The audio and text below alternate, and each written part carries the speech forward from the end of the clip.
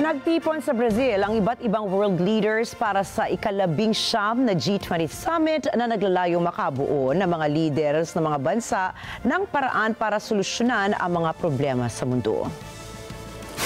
Nitong Lunes ay umarangkada ang naturang summit sa Brazil na nilahukan ng 20 major economies. Pinangunahan ni Brazilian President Luiz Inácio Lula ang pagsisimula ng pagtitipon.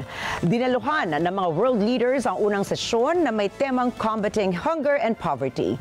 Tinalakay po sa sesyon ang inisyatibang tinawag na Global Alliance Against Hunger and Poverty na layuning magpundar ng mga resources at kaalaman para makabuo ng public policies.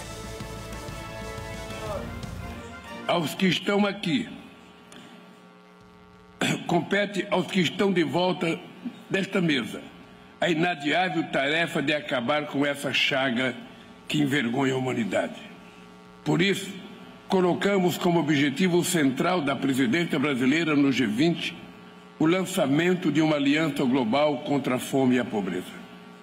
Este será o nosso maior legado. A aliança nasce no G20, mas seu destino é global. Que esta cúpula seja marcada pela coragem de agir.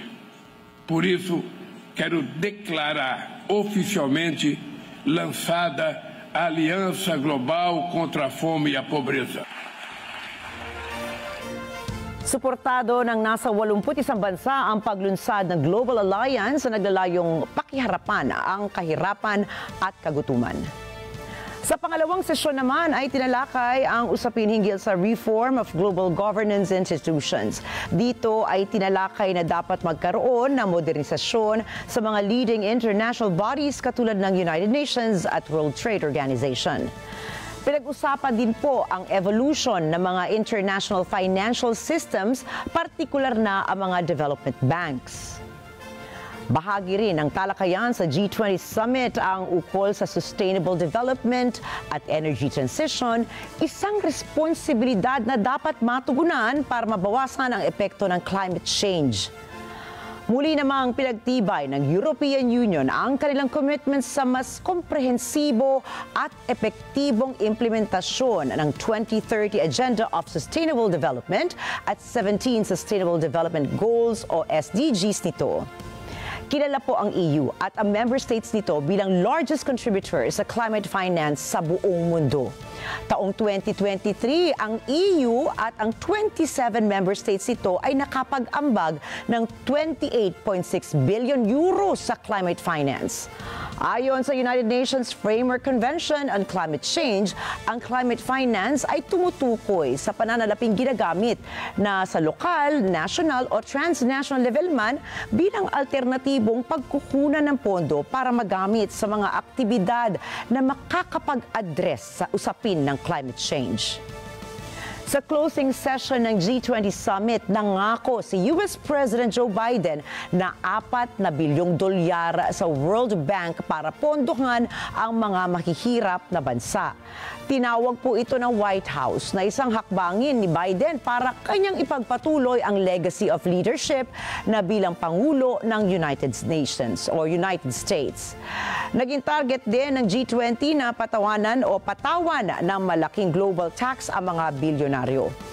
Paliwanag ni Brazilian President Lula, target ng grupong patawan ng buwis ang humigit kumulang 3,000 mayayamang individual sa mundo.